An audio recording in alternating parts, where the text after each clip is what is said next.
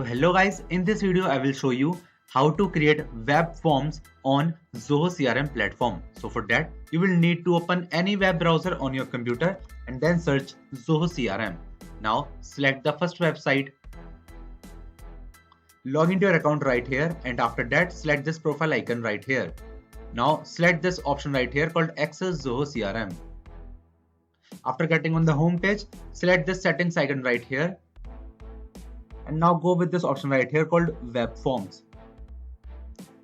Now select this button right here called New Form and give a name to your form.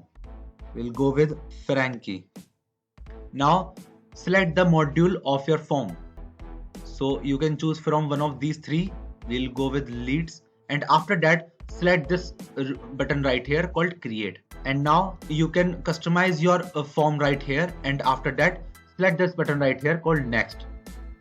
So guys, now you have to fill all of these details, and after filling these details you just need to select this button right here called Save, and after that you have successfully created your web form on your Zoho CRM platform. So that's how you guys do it, and that's it for the video guys. If you find this video helpful, then make sure to share it with your friends and also subscribe to our channel for more such videos. And thanks for watching.